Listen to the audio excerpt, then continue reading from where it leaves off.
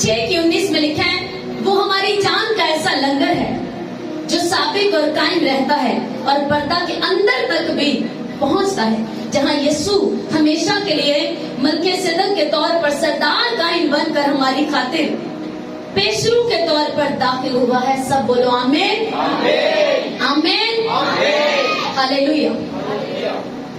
अभी आपको कुछ पिक्चर्स दिखाएंगे, एक लाइन गाना अपनी आंखों को बंद करके।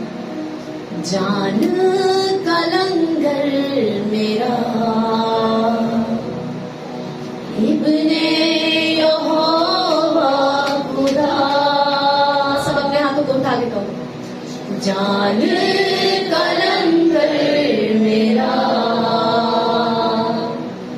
इब्ने यहोवा खुदा।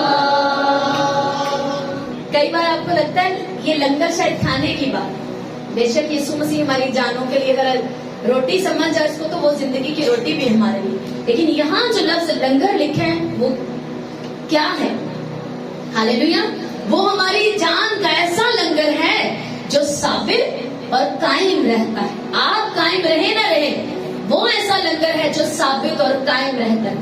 लंगर की कुछ फोटो, लंगर होता है जिसको इंग्लिश में एंकर बोलते हैं। देखो ये फोटो कि Jesus Christ is our soul anchor, वो हमारी रूहों को बचाने, जान के लिए इंग्लिश लफ्ज में सोल लिखा है, यानी वो हमारी जानों को यानी रूहों को बचाने वाला लंगर है। आ रही फोटो आपके पास? देखो ये लंगर एक बहुत बड़ा लोहे का, ये इसकी पिक्चर देखो, ये पुराना है, अब बहुत जदीद तरह के भी बहुत लंगर आ गए।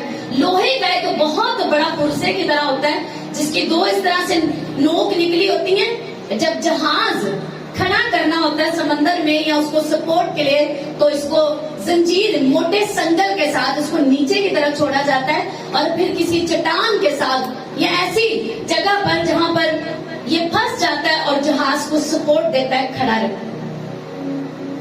वो हमारी जान का ऐसा लंगर है जो कायम रहता है, साबित कदम रहता है।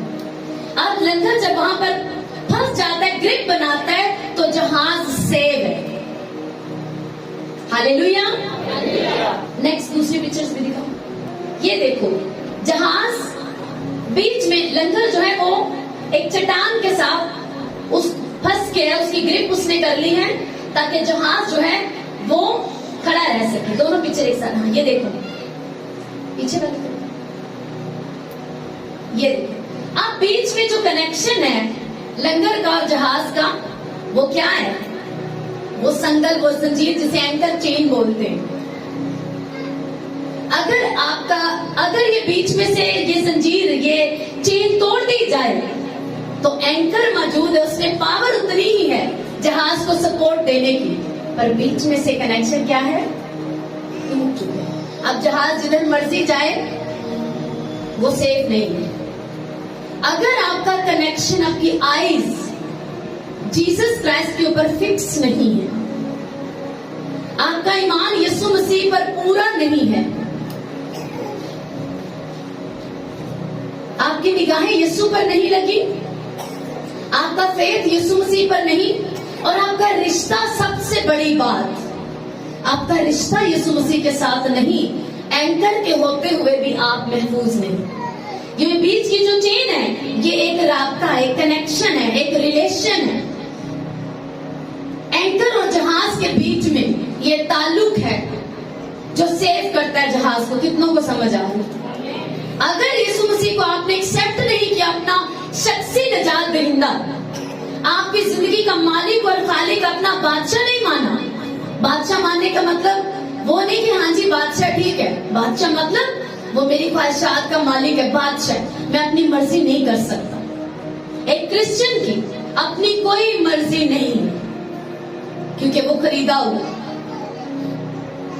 जिस दिन हटा दो, बपतिस्मा जब आप लेते हैं, आप अलग से एक पर्सनैलिटी जो कि शायद दौलत की वजह से या अपने टैलेंट की वजह से बहुत घुमंडी है, उसमें अपनी एक उसकी खुद की पहचान उसने बनाई हुई।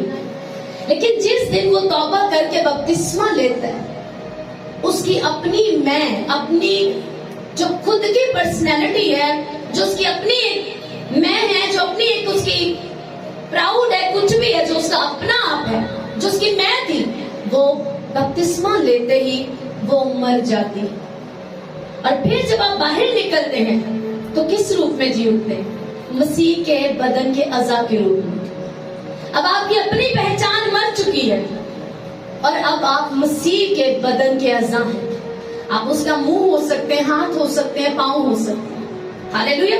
आप बाइबल कहते कोई भी अज़ा अपने ऊपर घमंड नहीं कर सकता कि मैं तो हाथ हूं। हाथ अगर कहे कि मैं पांव का मोहताज नहीं, तो हाथ बैठा बैठा क्या कर लेगा? उसे पांव की जरूरत।